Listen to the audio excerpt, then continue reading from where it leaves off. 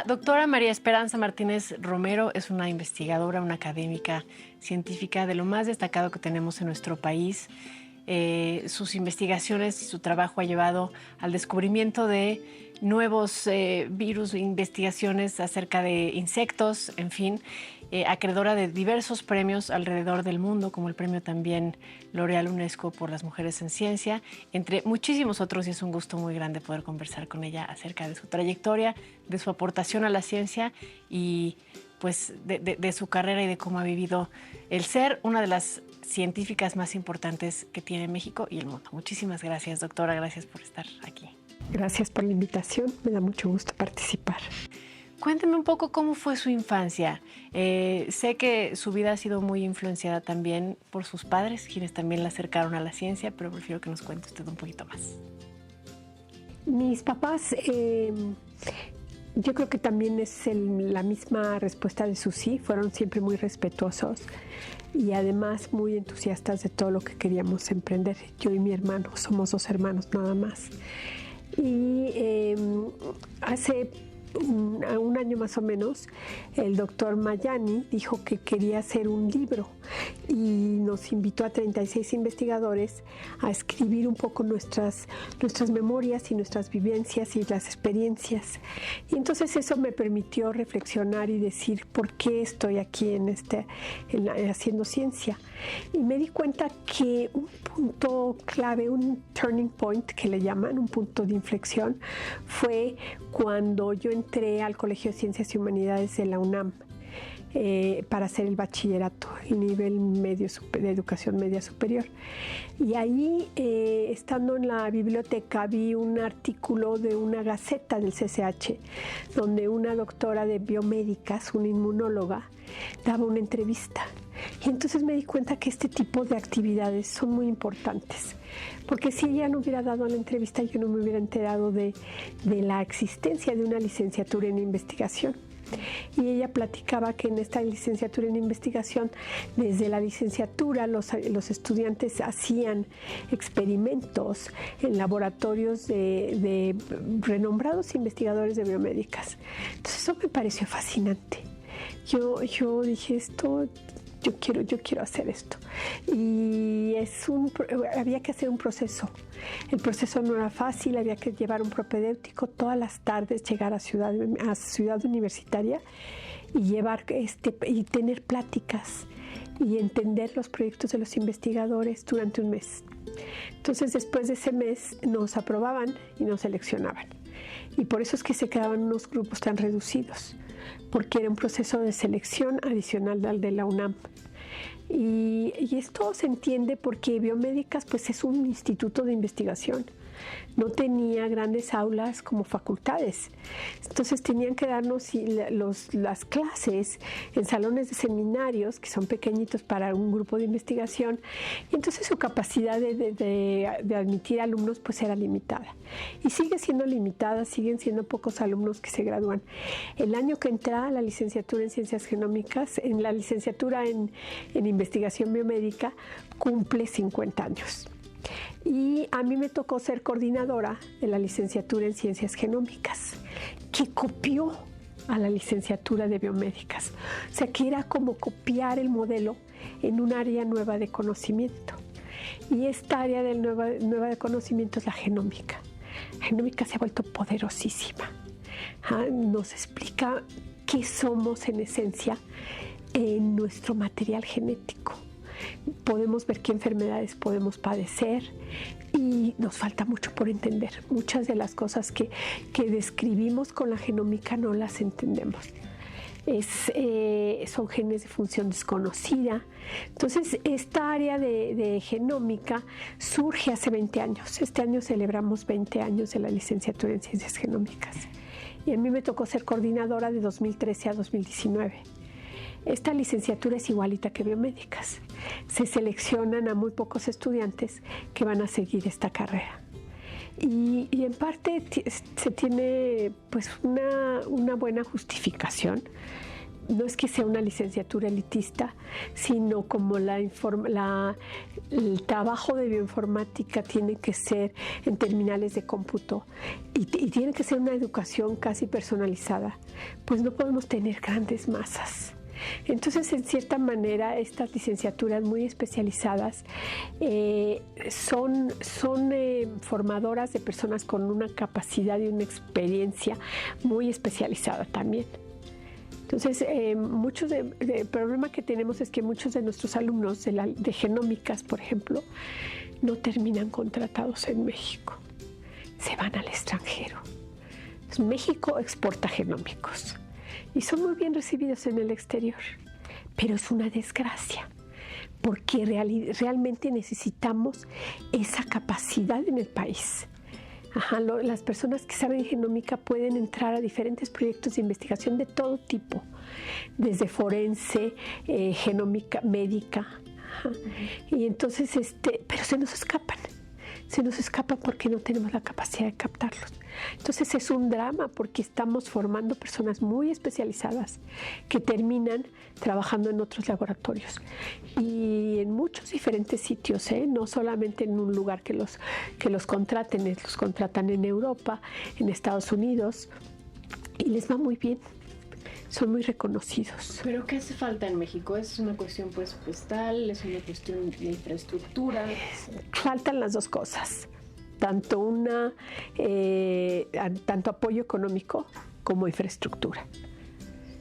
Faltan las dos cosas y existen proyectos. El doctor Rafael Palacios, que fue fundador tanto de la licenciatura en biomédicas como la de genómica, él fundó un instituto nuevo de genómica humana para captar a los jóvenes que salían de genómicas.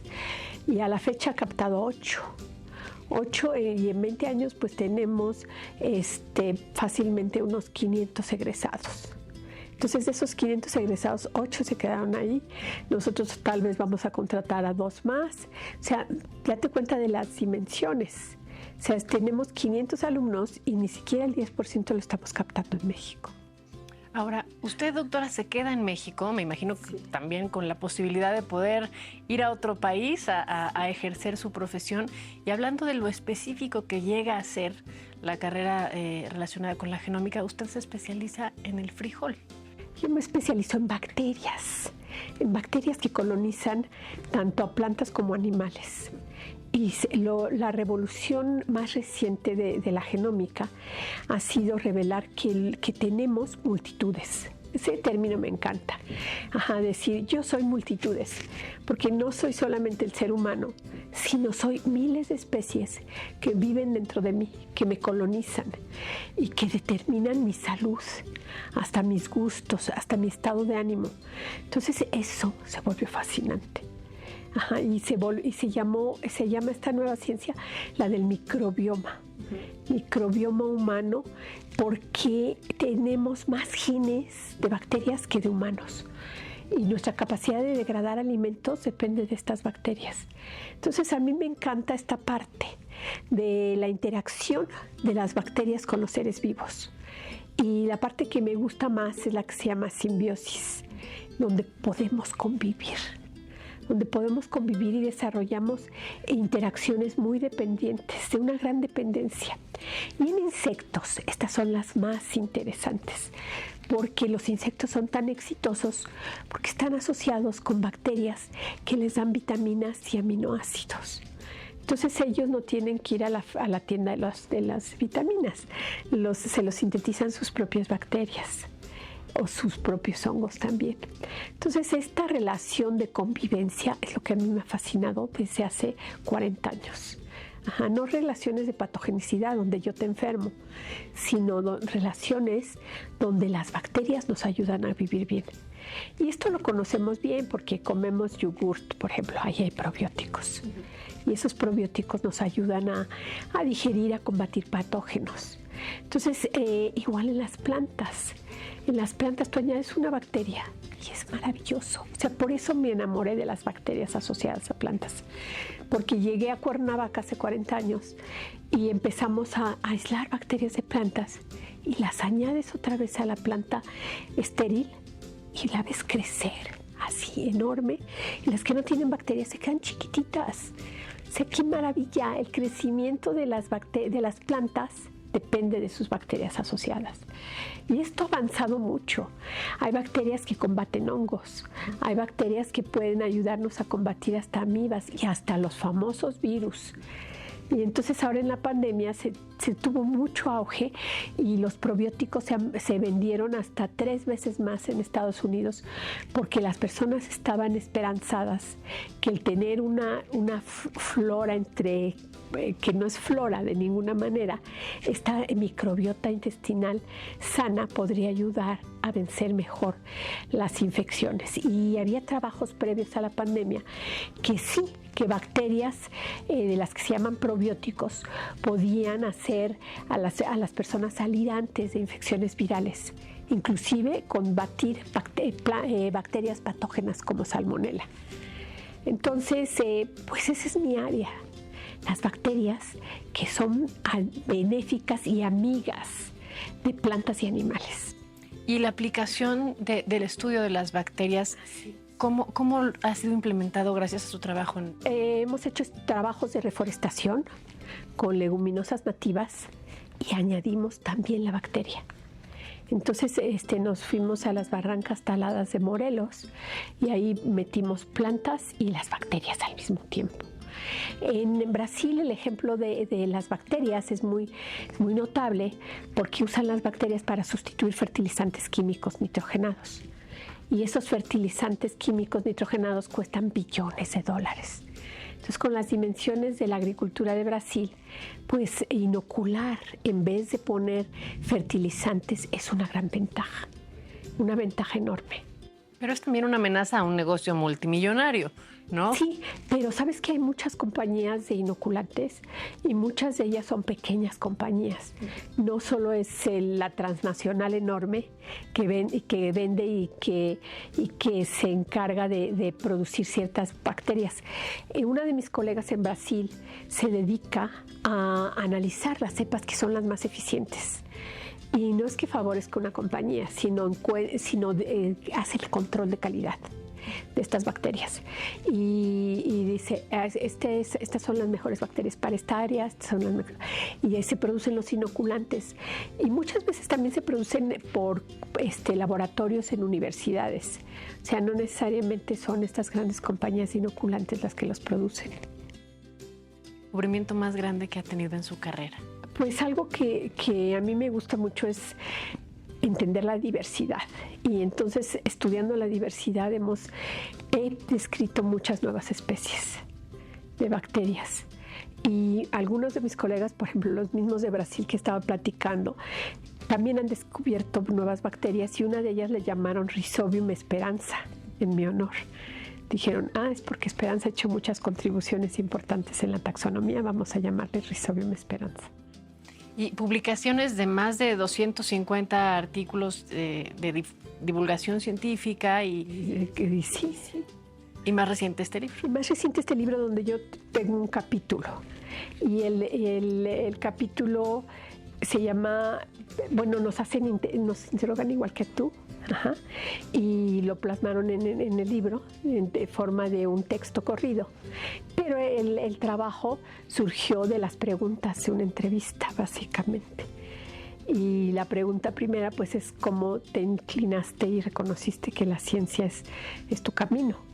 Ajá, y después nos preguntan cosas muy simpáticas como ¿y a quién invitarían a cenar? ¿A quién de talla mundial invitarías a cenar? Entonces yo dije, yo a Svante Pavo, que es un sueco que es el director de un Max Planck, que trabaja con los genomas de los neandertales. Yo soy fanática de los genomas de los neandertales, me encanta leer de eso. No trabajo en eso, pero sigo la literatura y lo más fascinante de esa área del conocimiento que también emergió con la genómica y se llama paleogenómica, es que se han obtenido los genomas de los neandertales Y lo extraordinario es que los humanos modernos tenemos genes neandertales. Y esos genes neandertales, pues algunas cosas nos deben de conferir de ventaja. Y entonces yo invitaría a Svante Pääbo, que es investigador en neandertales. Y así lo escribí. Y a los pocos meses le dieron el premio Nobel. Y entonces le escribí a Héctor Mayani, que es el compilador, y le dije, ¿sabes qué? A mi invitado ya le dieron el premio Nobel, lo cual fue fascinante. Por supuesto. Ahora sí estoy tratando de que lo traigan a México. Alguien que lo conoce del laboratorio, le dije, invítalo, por favor. Me dijo, ya con premio Nobel va a ser dificilísimo traerlo. Bueno, ojalá y lo logren. Lo logremos en algún momento. Hay tantos avances en la ciencia. Sí, es abrumador. Sí. Y en la genómica también, ¿no? Es que además la genómica te da millones de genes de un sistemita tal cual del intestino de mis insectos que producen el carmín, la grana cochinilla. Mis insectos hay millones de genes. Entonces, ¿cómo entiendes eso? Sí se vuelve muy difícil. Entonces nosotros estamos buscando aquellas bacterias que sean las mejores. Y algunas de esas bacterias pensamos que son las que fijan nitrógeno, que son las mismas que se añaden a las plantas y que las hacen crecer. Eso le iba a preguntar, ¿las mejores para qué? Para fijar nitrógeno, por ejemplo. En otros casos se trata de conseguir las mejores para inhibir hongos, por ejemplo, en el control biológico. Entonces muchas de las bacterias tienen muchas funciones, no nada más fijan nitrógeno, sino también pueden solubilizar fósforo y hacérselo accesible a las plantas, o pueden degradar los polisacáridos del intestino y hacer ciertas fibras vegetales accesibles a la digestión.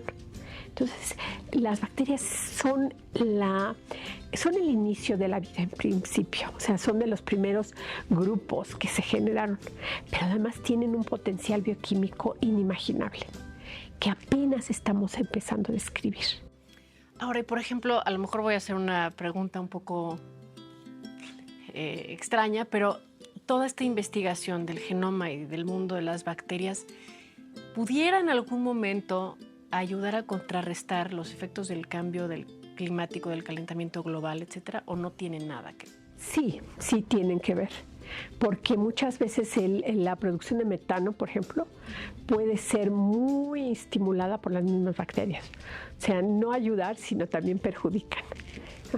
Ahora, la otra alternativa es que muchos de los compuestos que hemos vertido al ambiente, que son contaminantes, las bacterias los degradan.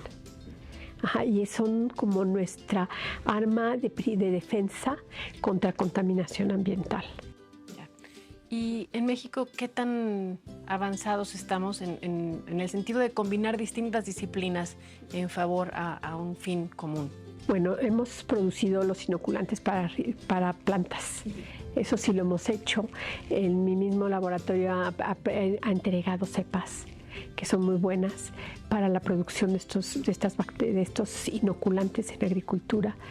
Ahorita mismo estamos explorando que algunos de estos sean capaces de inhibir a los hongos que están devastando cultivos de maíz y árboles. Hay una pandemia en los árboles causada por Fusarium y los árboles se empiezan a secar. Y es terrible, no te imaginas qué drama, y no se le da difusión. Es como algo muy calladito, y mismo aquí en la Ciudad de México las palmeras se han secado, sí. Y nadie sabe, dice, como que son algunos hongos, pero también pueden ser bacterias. O sea, no hay una formalización de los estudios, y también pudiéramos tener bacterias que les permiten a las plantas pelear contra estos patógenos. Entonces estamos trabajando en eso y hay más grupos. Hay más grupos en México que también están haciendo lo que se llama biocontrol. ¿Qué sería necesario para impulsar justo estos programas de difusión, de prevención y de tratamiento para pandemias ecológicas, ¿no? Que nada más hablamos a veces en nuestra propia especie, pero... Claro. Sí, yo creo que sí hay que decirlo y hay que darle mucha difusión.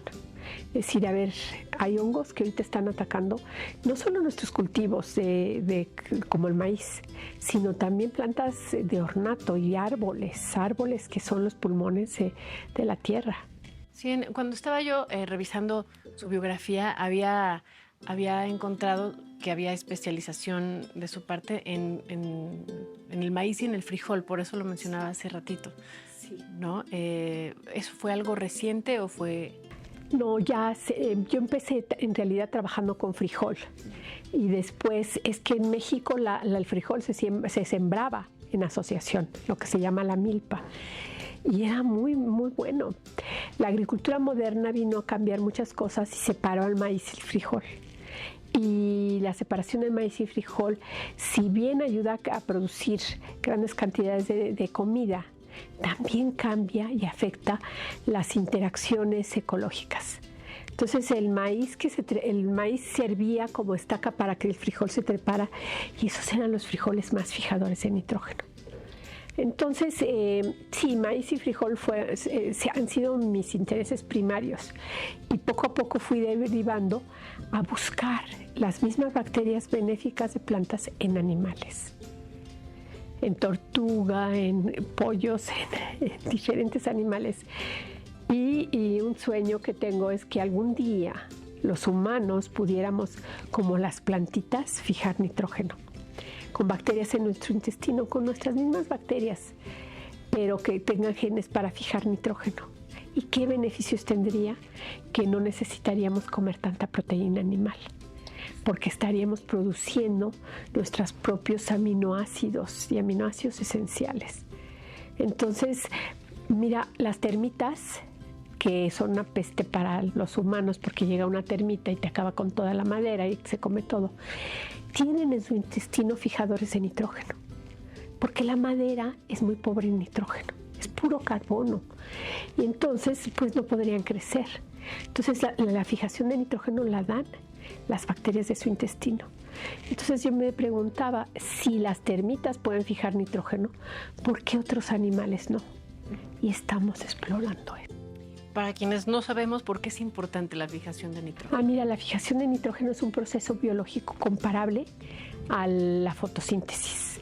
Entonces, aquí nosotros tenemos hasta el 80% de nitrógeno en el aire. Lo respiramos y se nos sale igualito. No lo sabemos utilizar. Y las bacterias lo toman y ¿qué hacen? Lo convierten en amonio, que es el fertilizante químico por excelencia. O sea, lo convierten en algo de gas a sólido. Y ese sólido es capaz de alimentar plantas. Ajá. Es el fertilizante. En la entrada es el equivalente a la fotosíntesis, pero en el ciclo del nitrógeno. Y el nitrógeno es más caro. Ajá. Los carbohidratos que hay en muchas plantas son muy baratos, pero vete a la proteína animal, a la carne, al pescado, son muy caros. El nitrógeno es más caro que el carbono y necesitamos los dos, además de fósforo, pero el carbono y el nitrógeno son como la masa más importante de nuestros átomos en todos los seres vivos. Ahora, ¿cuál es su opinión sobre la sobrepoblación mundial y de repente... Mi punto más importante. Qué bueno que lo tocas. Cuénteme, tenemos una sobrepoblación, tenemos desabasto, cada vez es más frecuente, ¿no?, el incremento de los precios de la canasta básica de los alimentos y escuchamos mucho del maíz transgénico, de los animales genómicamente modificados. Mira, ciertamente los humanos nos volvimos una peste, una verdadera peste en el planeta. Hemos invadido todos los nichos y hemos contaminado y además estamos presionando para extinguir muchas especies. Entonces sí, los humanos debemos de controlar nuestra población. Tenemos que ser conscientes y decir, ya no podemos tener tantos hijos, de verdad. Ya existe una cantidad de población desmedida, enorme. Mira, yo me fui de sabático a Alemania en 1990 Ujú. Y entonces en ese momento pues me interesé en la cultura alemana y me enteré que eran 80 millones en ese momento en Alemania. Y dije, wow, también en México somos 80 millones. En Alemania ahorita a la fecha siguen siendo alrededor de los 80 millones. En México somos 120 millones. Entonces imagínate cómo dar comida, empleo, agua, salud, hospitales a una población que aumenta y aumenta. O sea, México, si seguimos creciendo así, vamos en camino a convertirnos en la India. En la India, que tiene unos problemas sociales enormes, unas desigualdades enormes, unas enfermedades espantosas. Entonces tenemos que en México controlar la población. Y se nos olvida, hacemos pura política y se nos olvidan las cosas más esenciales de salud. ¿Y sobre la modificación de los alimentos y los animales? Mira, te voy a decir, yo creo que no puedes pasar todos por el mismo filtro. Hay transgénicos que no son deseables, pero hay otros que son bien útiles.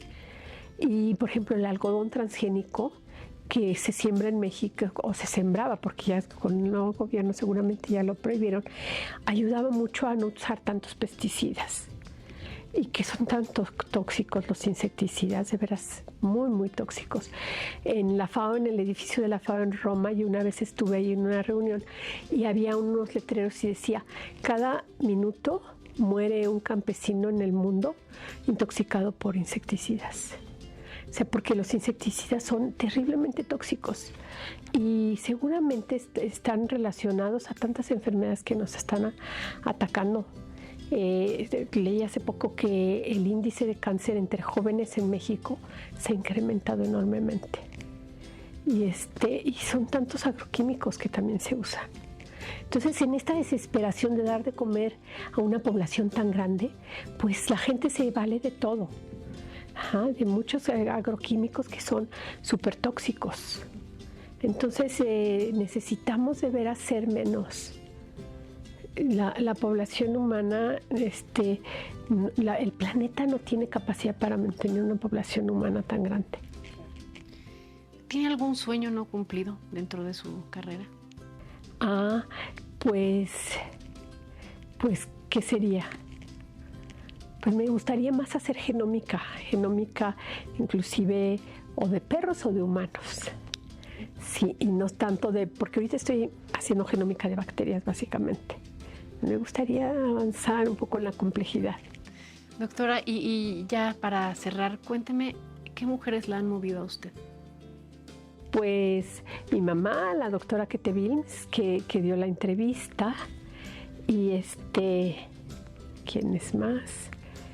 Mis colegas. Yo creo que hay colegas que hacen ciencia que están muy comprometidas y que son como modelos a seguir también. ¿Y de qué manera cree usted que mueve a México?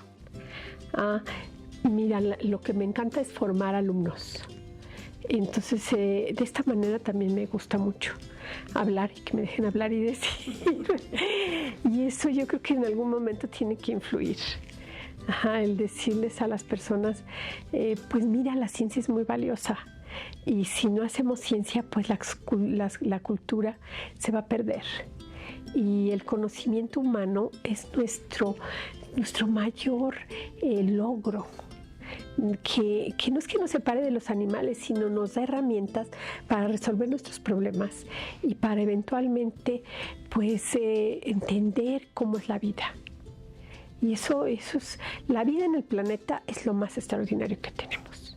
O sea, ahora que están buscando por todos lados vida, se da uno cuenta que esto es único. La vida en el planeta, y no la vida humana, sino pensar a los pajaritos, a los elefantes, todos son maravillosos. Entonces, entender un poco más qué nos da esta vida, pues es una cosa extraordinaria, fascinante. Muchísimas gracias de verdad por su conocimiento, por compartir su experiencia con nosotros. Es un privilegio muy grande poder conversar con usted. Muchas gracias. La doctora María Esperanza Martínez Romero, investigadora, académica, científica y sin duda alguna una de las grandes mujeres y de las grandes mentes que mueven a México.